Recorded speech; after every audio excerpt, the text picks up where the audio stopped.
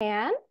I am Ashley. I'm the founder of Traverse Journeys. This is a picture of me in Japan in Hokkaido doing some hiking.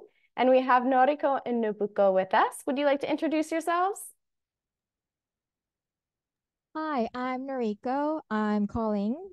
Joining this session from Yamaguchi Prefecture, which is the tip of the main island, which everyone skips, but very good to place to go. So yes, I'm very excited to show Japan to all of you. Hello, my name is Nobuko, and I'm from Oita Prefecture, which is Beppu is located. And living in Osaka now, and this journey will be visiting Osaka as well. So I'm really excited to join this. Thank you. Amazing. Thank you. And for those of you, in case you're not familiar with Traverse, let me just share a little bit about you. We're a tour company. We do trips in about 25 countries around the world. And we're really focused on people, planet, and purpose. So human-based experiences, people-to-people interactions, like impacts within community. We take you to some of the most beautiful places in the world and really care for the earth. We do a lot with like farm-to-table agriculture, reforestation, all kinds of different environmental pieces in our trips. And then purpose. So we really like to get involved with local communities. Every one of our trips has a nonprofit partner that we make a donation to. And each trip has like a piece of it that is a give back. So today we're going to be talking, as you know, about Japan. So we'll give you a little bit of a snapshot, a cultural overview. We really integrate a lot of like culture into our trips and cross-cultural understanding. We'll talk about the Traverse trip and what makes it different. We'll walk you through the day-to-day itinerary and of course give you some travel tips. We'll have time for Q&A at the end, and then you can get your discount. All right, so just a little snapshot of Japan. As you know, that it is an island country. It has more than 14,000 islands. It's huge, about 430 of which are inhabited. You can see the main islands on the left here: Hokkaido, Honshu, Shishiku, Kyushu, and Okinawa. My pronunciation won't be nearly as good as my counterparts here, but they can help. The native names for Japan. Can you tell us in your better pronunciation than mine, the native names for Japan?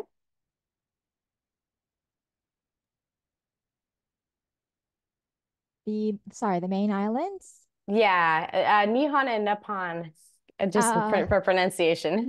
it's Nihon. Nihon is the proper name, proper pronunciation. The capital is Tokyo, yes.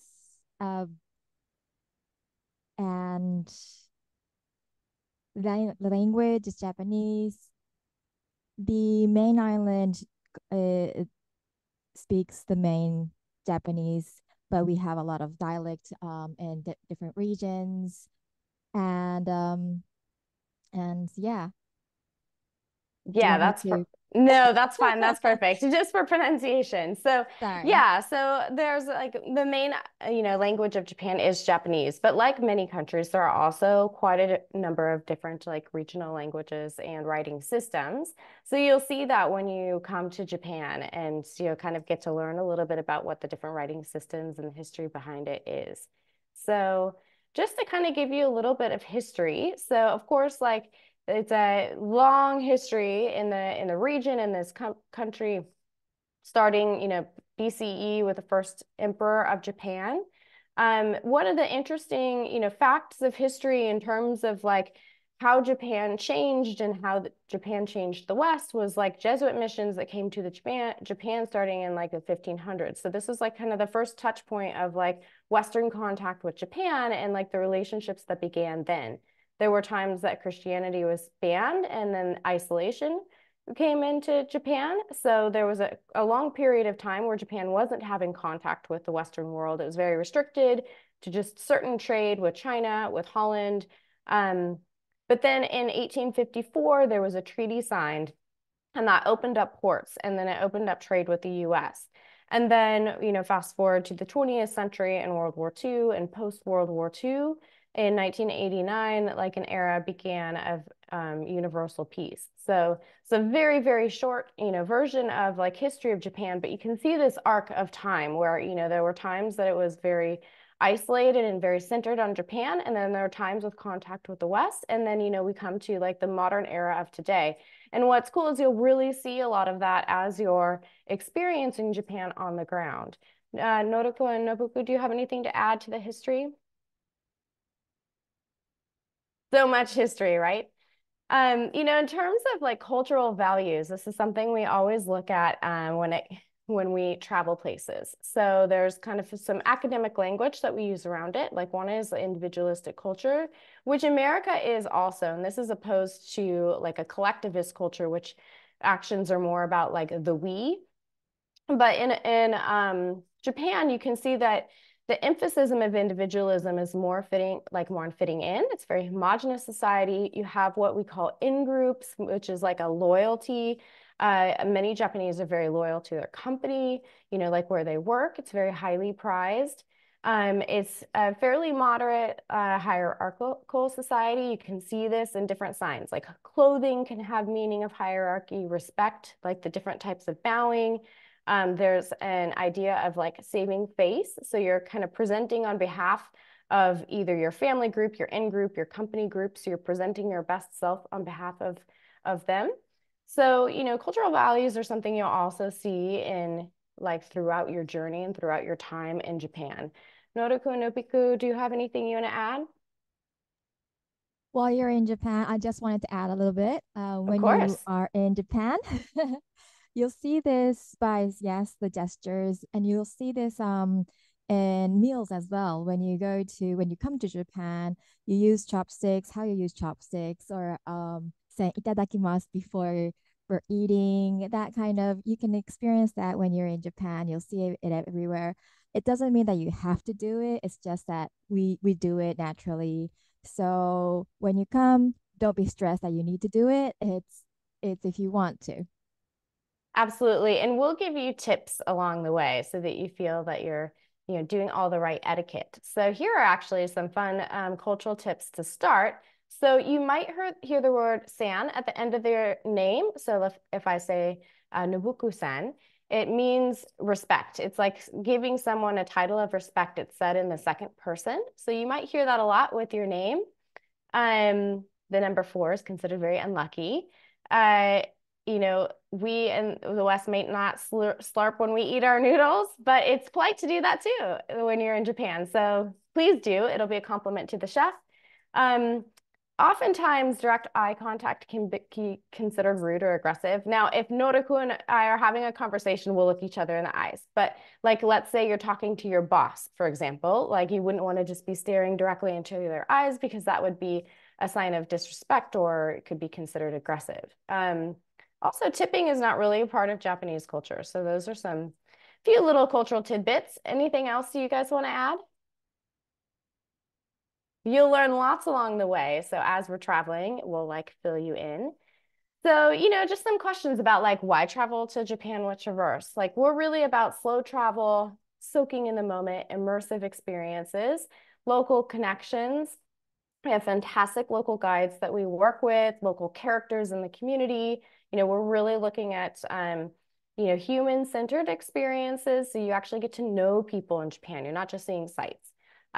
Taking care of the earth, we were really selective about the activities that we choose that are planet-minded. We love artisan craftsmanship and celebrating and preserving those traditions. And of course, you're going to see a lot of ancient history as well. So this itinerary, some of the highlights that you'll be seeing. So we're going to be visiting ancient shrines and temples. We go to a Japanese tea farm. You can't go to Japan without tasting some tea and learning about the ceremonies around that. One of, I think, the most unique things that we do is go stay at a Buddhist temple. So there are many temples in Japan that are designed so that tourists can come and spend the night and take part in the rituals, learn what it's like to live in such a way, and it's such an ancient practice. We take a ferry to Beppu, which we're really excited about. Hot springs are amazing. They're good for the body, the soul. And of course, we'll have lots of seasonal cuisine, regional specialties, delicious food. Like all the meals are amazing. So this is kind of what everything is included. So We stay 7 total nights. We kind of mix it up. So we have some like boutique 3-star hotels that are Western style, like with, Western style beds. We also stay in a ryokan, which is a very cool experience to be able to sleep on the very comfortable Japanese style mats on the floor, like really pretty interior that's like the ancient style design. We also do an overnight in the ferry, and then we have the Buddhist temple stay. We help you with the arrival and departure logistics. We have a whole slide dedicated to that. So we'll tell you how to get there, how to leave. We visit a number of major sites. So we'll be looking at that in the day-to-day itinerary. When we ferry to the island area in Beppu, we get to go to some hot springs, which is really cool. We'll visit a farmhouse to have a harvesting experience, whatever is in season, and have lunch, visit a tea farm, do a traditional tasting. You've of course maybe heard of geishas, which are, really famous in Kyoto, but there's also like smaller regional varieties. So you get to see like a regional performance, which is really cool. I mentioned the temple stay, and then we include a lot of meals. We like to leave some open for you to choose, what you're interested in.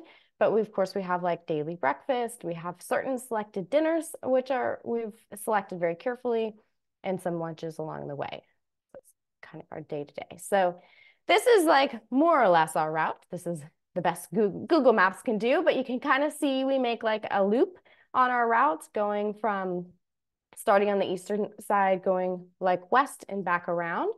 So let's go ahead and take you day to day. So Nodoku Nobuku, do you want to walk us through day one? Just kind of like arriving in Kyoto. Tell us a tiny bit about these little sites, and then we'll have dinner together.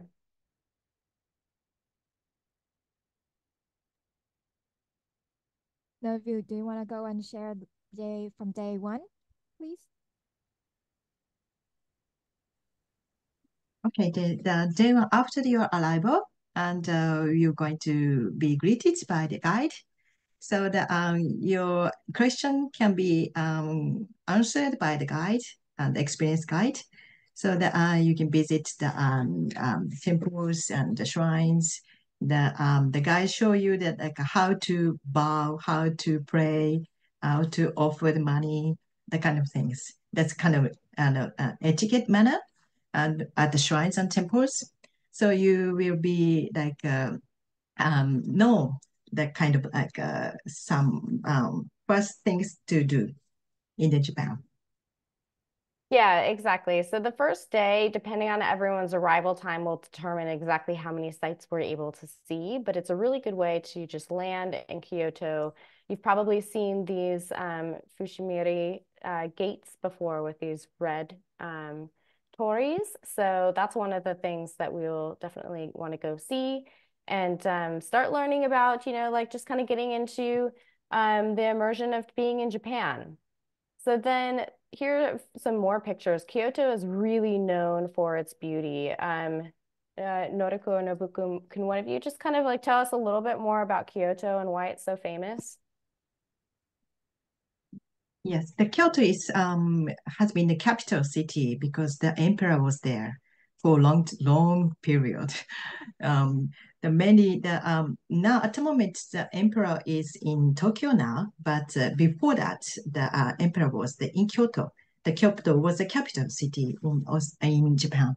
So that has a long history and a long um, kind of architecture. You can see the beautiful architecture, like thousands of temples and shrines, and main place like a kind of like a amazing place to visit. Amazing. Thank you so much. I'm going to pause real quick. Lori is asking in the chat if she's seeing only the the cultural tips slide. Is everyone else seeing the Kyoto slide? Is that showing for them? Can you answer yes or no in the chat? Yes. Okay. You guys can. Lori, unfortunately, I think it might be maybe it froze for you. But we should be on the Kyoto slide. Let me know if it improves. What I can do is after we're done, I can send you a PDF of the slides so that you can see. And then in the meantime, you can listen. So, okay, Lori, that sounds good. Lori's going to log back out and log back in. I'll watch to admit you. Okay. All right. Continuing on. We'll go slow so Lori can make her way way back in. So the second day, we get to travel the Japanese way. So we will be taking trains, super fun experience, and the way like millions probably of Japanese get around day by day. So we're going to start by heading to, I'm not going to pronounce these well. So actually, Noriko, I'm going to pass this on to you to tell us what we're going to do this day. Can you just tell us the names of where we're visiting and a little bit about them? Okay. So when you get on the train, you'll be getting off at a certain station, which the tour guide will take you to, and you'll be seeing Adashi no Menbutsuji temple. Okay, it's a hidden bamboo forest, and there you'll see a Buddhist temple located in a hill and in Sagano district, the northern west of Kyoto. And the surrounding of temples and shrines are fantastic. The tour guide will tell you all about it. And then going to visit to the bamboo forest, which you'll see, you know this picture of bamboo forest. You'll be going in there. It's fabulous. And then visiting the Gyoji temple. It's like a moss garden. You'll see this green carpet of moss, and it's another beautiful site of Japanese garden. Through that, there's this window called Yoshino window. It's not in this slide, but that is a large circular window inside, and you'll see the view from that window is amazing too. And the picture that you see here with the monkey, that's the Arashiyama Monkey Park. You'll see a lot of Japanese monkey there. It won't bite. It won't take any belongings that you'll hear about Japanese or Asian monkeys. But these monkeys, they're kind of behaving, so you don't have to be scared about them. Awesome. Thank you. Yeah. And then this day we leave you with some free time in Kyoto. Kyoto is one of those places where you could spend days, if not weeks, if not like people who've lived there for years are still discovering things. So we leave you a little bit of free time during this day. And one just little interesting thing about this moss garden, I was just actually reading about moss and lichen and the way that they process like ozone. When you're in like an area with moss or lichen, you're in one of the most clean environments that you can be. You're breathing like the freshest air you really can because of the way that they clean the air. So little fun fact for you. Okay, so moving on to the next day. There we go. Oh, sorry, I went too far ahead. Oh no, sorry about that. To go back to day 3. Yep. Which we will be going to Nara. Yes, day 3. Okay, going to Nara. Lori, I'm sorry you're still having issues seeing the slides, but yeah, we'll send you the replay and I'll be happy to send you the PDF as well. Okay, so moving on to day 3. So we head to Nara. So Nara is this like incredibly magical place. So I'll let you two continue to tell us a little bit about Nara and like what's in the area, what we'll get to see, and then our transfer to the ferry. Okay, then the Nara was also the capital city in ancient times, and there is a huge statue of the Buddha, and you will see that, and you can pray that for the like for your happiness or the world peace maybe, and you will be like greeted by the deers because the natural deers are in the park. So previous day you can see the monkeys, and this time you can see the deers. So they are very friendly, and they can bow as you greet. So so let's enjoy the playing time with them. So after that, so you're going to moving to Osaka port, and you take overnight ferry, which is the introduced last year, so brand new ferry. So that is really comfortable and nice overnight ferry. You can enjoy the really nice trip overnight, and you can see that like a lot of like bridges along the coast. So that is fantastic view. You can enjoy it. Yeah, and we hear some pictures of like where the ferry kind of ferry routes. And so everyone has like a private bedroom, either two people per room if you book double occupancy or single if you book your own room. You can see they have a nice dining hall. It's actually very spacious. Each room has an in-suite toilet and like wash sink. And it'll be a really nice like experience to be able to see, the views from the ferry overnight. And that will take us to Beppu. So, since you're from Beppu, would you like to tell us a little bit about it and why you're excited that we are going to be visiting? Nori, can you? Okay, all right. Well, Beppu is one of the location that you can experience the fantastic onsen. Onsen is hot spring, hot water. When you go there, you'll actually once you go there, you'll smell this onsen, and then and you see all this steam coming up from the ground.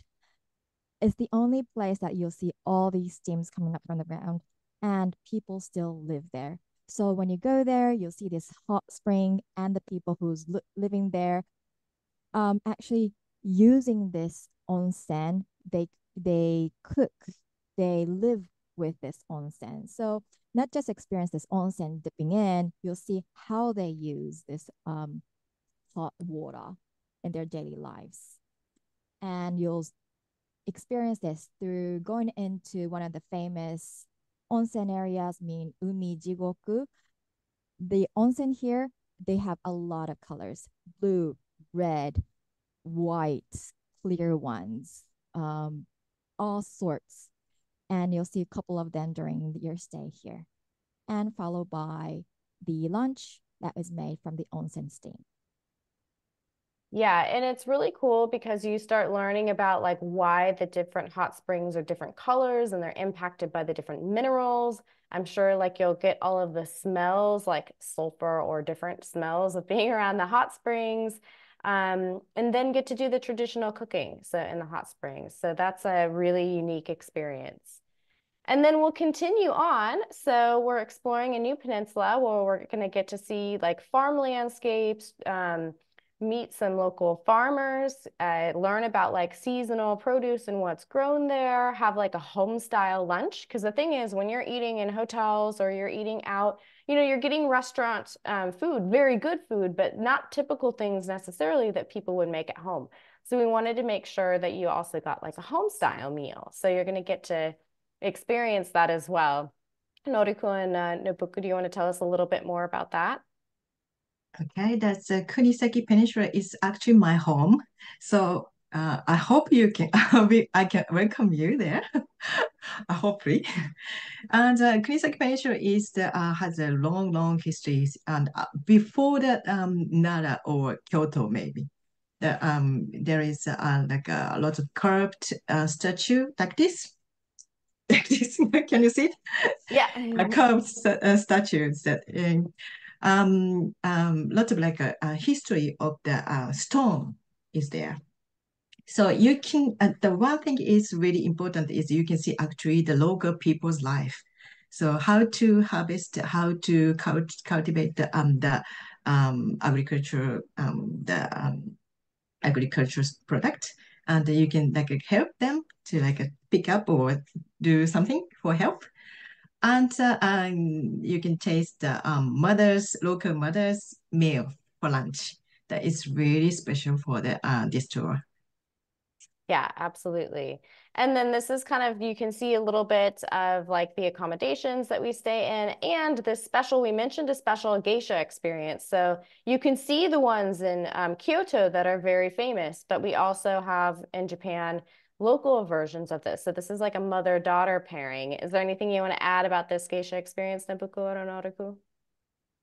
Yes, they are geisha and mother and daughter, and they are really friendly and in Kyoto, maybe it's like kind of you feel distance between the you and Maiko or Geiko. But in Beppu, it's you are so close to them and can enjoy the time together. So that is a special period, special time for you, and cannot be experienced like by other tours. Awesome. Yeah, you really get to like feel like you're a part of it. And then there's some games and stuff dating back to the Edo period. So you'll get to learn about some of these ancient games that are played also, just like family night. All right, so then we'll keep moving on. So Nodoku and Nobuku, do you want to tell us about like the next part of where we're staying, the castle, and then like as we make our way toward the temple stay? Yeah, you will be next time you will be visiting Himeji Castle, that is national heritage of Japan. It's long established, has a history, and still the shape and the structure is still there as it has been. So you can visit the Himeji Castle and see the history of Japan and from the like a samurai period, the perspective. So after that, you're going to move to Osaka, and you will stay at the temple lodging. That is called Shukubo, and there is a lot of shukubo over to Japan, and the very famous one is Koyasan. But Koyasan is full of people and kind of over tourism, maybe. So you are going to visit a different shukubo in Osaka, the suburb of Osaka, and that is really special period you can experience. They can have like a Shojin ryori, which is the dishes for monk, vegetarian dishes, and the kinds like a monk experience. You can do that. So here's just some pictures of the temple stay. One of the things that's really cool, because I've done temple stay before as well, is you get to see how like the monks live their day-to-day practice. And like these are just real people also, right? They're like humans, you know? So having a meal with a monk in a traditional way that they've done for hundreds, maybe even thousands of years, getting to experience the really peaceful surroundings. You'll have some options to take part in some like there's a fire ritual, there's some meditation, there's some script writing. So you'll have options of participating in some of those experiences, and you'll get to really learn why the temples and why these practices have been so historic and important in Japan over the centuries. So then, and these are what I was mentioning up here. Do you want to actually, Noriko or Nobuku, tell us a little bit about these experiences? Because there's a few things we'll do in the evening, and then in the morning, if you feel like getting up really early to participate in these, you can. Do you want to tell us a bit more about these experiences? Yeah, the you also visit the Osaka Castle, which is the kind of symbol of Osaka. And in spring, there is a lot of people going to see the cherry blossoms, but March is really bit early for the cherry blossom, but it's quieter. So, and you can have like a good picture of the Osaka Castle, and you also can learn how to Osaka has been developed. And Osaka is the second or third biggest city in Japan, and that is really has a long history as well. And before the Nara and Kyoto, that was a capital actually for a short time. But it's nowadays it's Osaka is kind of like a city of merchant. Is a lot of people and has a lot of business there, and Osaka people is a people said Osaka people walk and speak very quickly because the time is money. So you can learn kind of things from guide as well. So after that, you have a farewell dinner with and all together, and that is izakaya called the casual kind of pub style restaurant.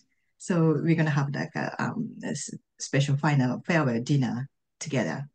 at final on the final day. Just Yeah, adding on to Osaka. that. Oh, yeah, Oh, go ahead. go ahead. I was just going to say Osaka is very famous for its food. It's known, I mean, all of Japan has amazing food, but like Osaka is especially famous as a foodie city. And the Kazakai dinner that you're talking about was like a treatment for royalty. It's like a huge spread, you know, of all kinds of specialties.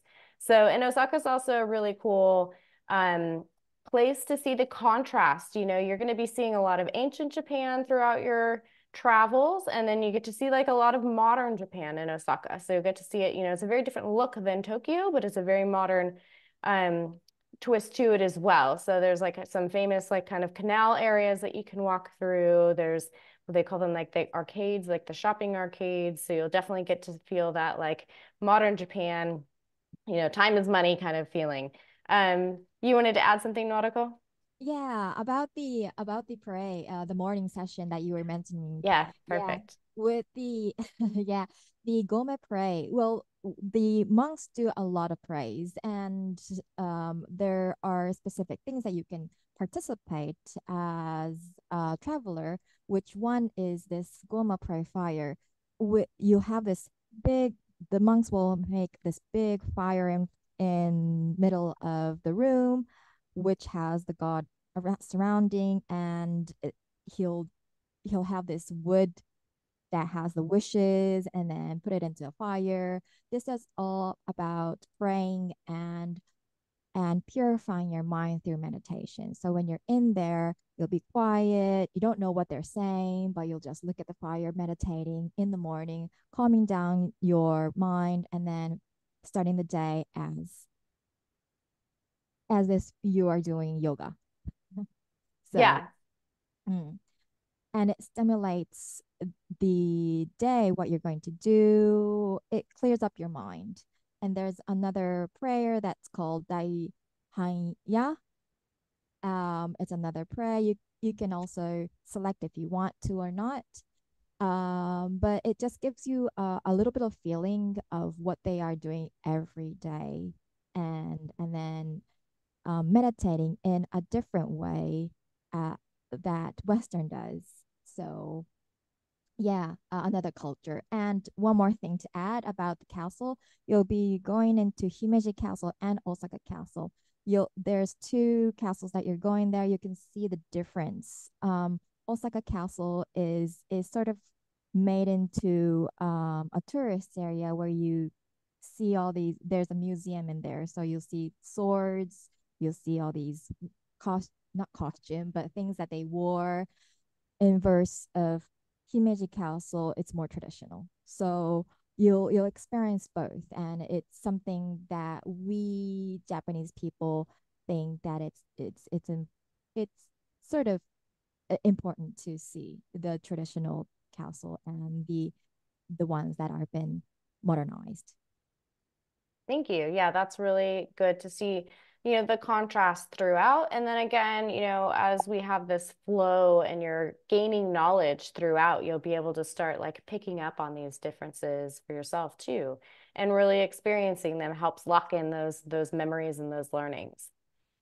So that concludes like our time together. We'll spend the night in Osaka. So in terms of kind of like the logistics of it all, so we start in Kyoto. And so there's numerous ways that you can get into Kyoto. You know, this trip is designed as 8 days because you know, most of the travelers, not all of them, are American or Canadian and have limited time off of work, but some people like to be able to extend their trip to 2. So we try and make it really accessible. But we start our time together in Kyoto. So some people might want to go to Tokyo beforehand on their own, or they might even want to come a couple days. We already have some people coming a couple days early to Kyoto. We decided normally in our trips we do include an airport pickup, like a car that picks you up. But the thing is, it's a little trickier to do that, and it's very, very expensive to do that in Kyoto. So, and it's so easy with like local transportation. So there's a few different airport options. The Kansai International Airport would be probably the most likely. However, if you're doing some time domestic beforehand, you know, it's possible that you might fly into a domestic airport. Either way, there are really easy options to get from the airport into the city, like to your hotel. And so once you book your ticket, we'll give you your options. There's what's called an airport limousine. There's a train. You can upgrade to a private transfer if you would like to do that. So we'll assist you with those best options. And then same thing from day 8, you can take the train back to the airport. All said and done, we suggest that you plan to leave the hotel about 4 hours before your departure flight. So, you might also consider with your departure flights, if you don't want to get up at 2 in the morning, maybe a 6 a.m. flight would be kind of early. But, it depends on the options that you look at, but just make sure and give yourself about 4 hours to get to the airport. If for some people, if you're adding on time in Tokyo at the end on your own, you can also like take the train up to Tokyo. So kind of summary, you could do round trip tickets to Tokyo if you're planning to spend time on both ends there.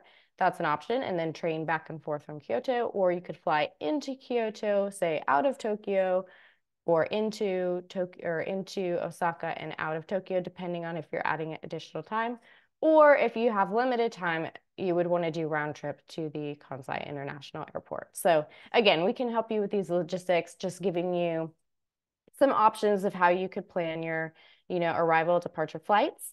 And then more fun than logistics is the food. So just a little, what to expect in terms of like food along the trip. So we really focus on like local, regional, seasonal fare. We really like to have like daily Japanese flavors. So many, big hotels will offer a Western breakfast, which is like, eggs and toast or whatever. But we really like to focus on like the Japanese breakfast. So it tends to be more of a savory experience, like maybe some miso soup and rice, some fish, seaweed, eggs, green tea. So really delicious breakfast options. You can see like one of the pictures here on the right. That was one of my breakfasts last time I was in town in Japan. And then we have a number of different experiences because we want you to have not just Japanese food, but specific experiences of food. So like the onsen cooking, like cooking in the steam, like the different kinds of the meals that we have. Noruko and Nobuko, do you want to tell us just a tad more about like some of those meal experiences that we'll have?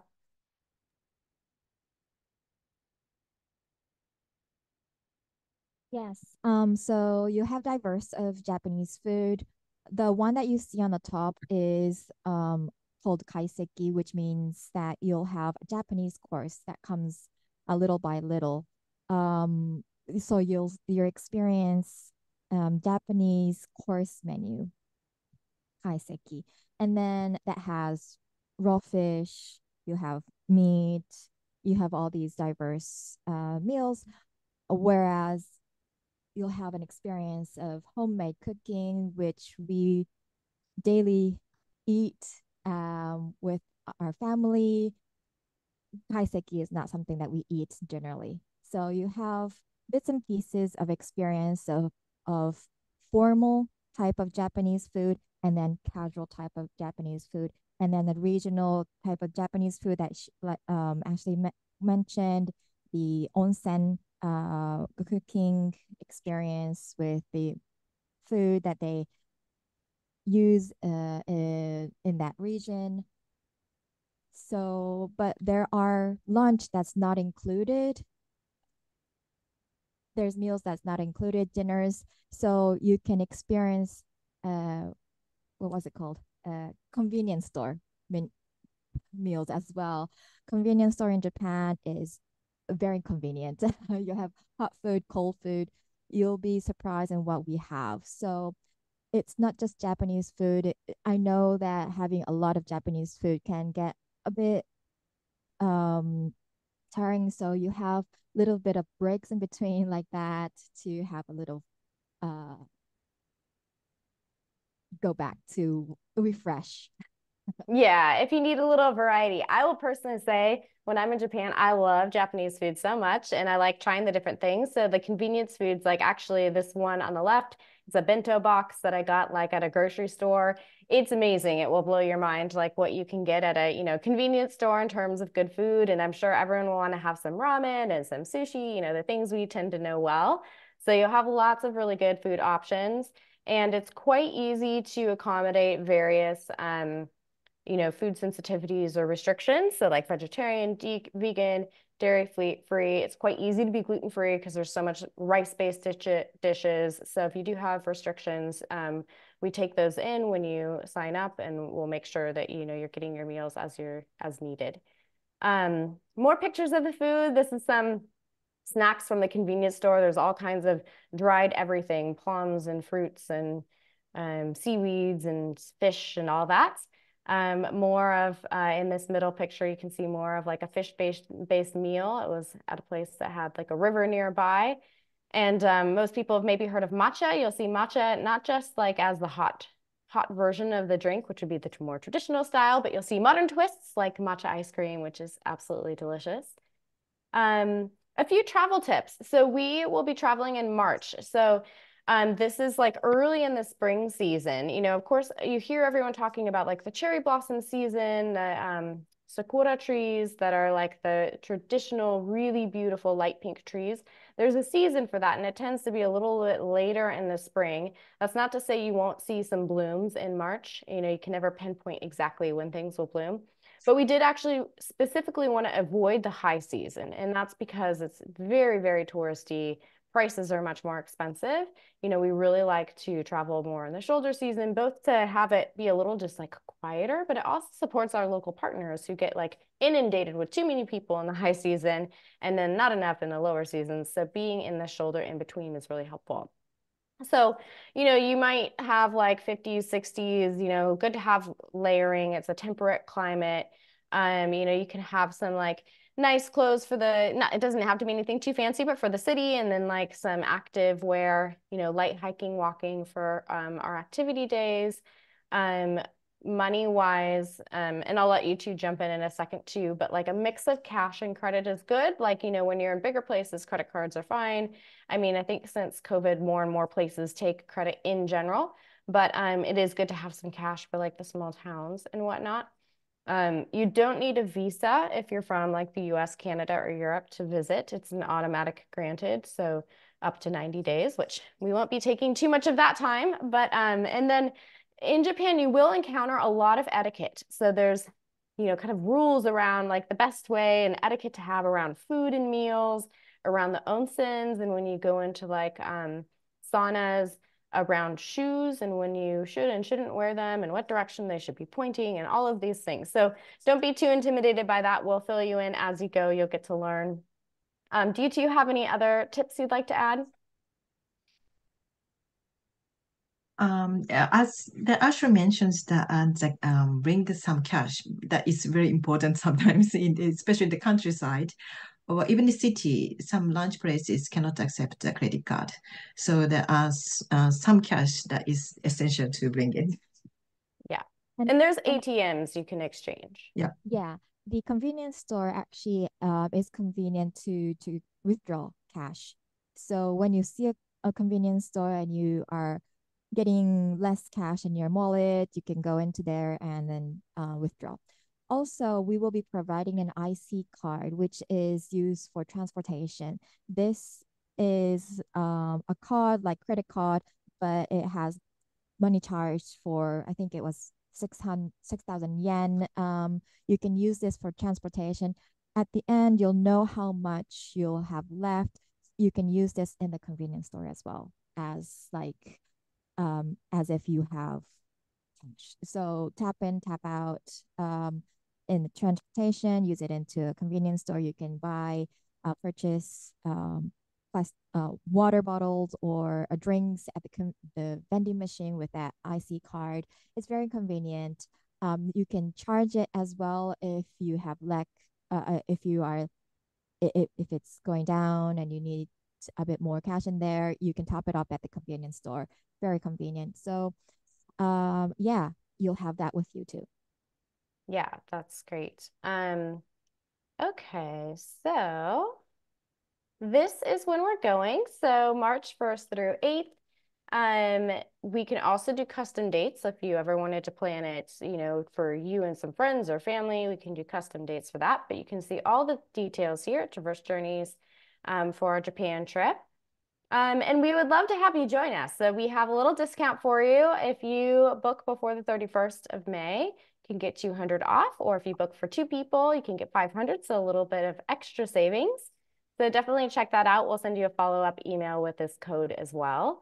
And we do have more live events coming up. So if you want to learn about Mexico, Guatemala, we'll soon have Bhutan and Morocco. We actually have Greece also coming up, just planned yesterday. So keep an eye out for that. And now it's time for questions. Does anyone have questions about the trip, about logistics? You can feel free and type them in the chat, or if you want to put your mic on, that's fine too. Any questions? Do you two have anything you want to add? There's a lot to talk about Japan, but it's good to come over here, experience yourself. And then the assistant tour guide will help you all through. So don't be worried. For sure. Brenda, that's a great question. So Brenda asked if we need an adapter or converter. Yeah, the plugs are different than the US. So you probably don't need a converter in terms of like converting the energy, because like most modern appliances, like your computer, your phone, like they can switch between like the 220, 110. That's usually not an issue. An adapter though, however, for the plug, you will need that. You can find those, of course, online, or like REI has those. You'll want to make sure and get the Japan specific one. What do you want to share anything else about that? Yeah, and Japan has that adapter as well if you forget or if you lose any at any store in the main areas, Tokyo, Osaka. So don't be worried if you forget it. But yes, make sure you put it in at least one in your suitcase. Yeah, and we always recommend too to carry a battery, a portable battery with you. Yeah. That's always a good thing to have. So if your phone's dying while we're on the road, you have a way to charge it, especially since our phones are our cameras these days. You're welcome, Brenda. Any other questions? No? All right, well, we'll be following up a little bit later today. Well, it'll be tomorrow for those of you in the States, with the recording. And then Lori, I will send you the PDF as well. And then we'd love to hear from you. We'd love to have you along. I'll personally be on this trip as well. So we'd love to meet everyone who's joining us. So thank you so much for your time today. Thank you, Noriko and Nobuko, for joining us. Thank you. Thank you. All right, bye.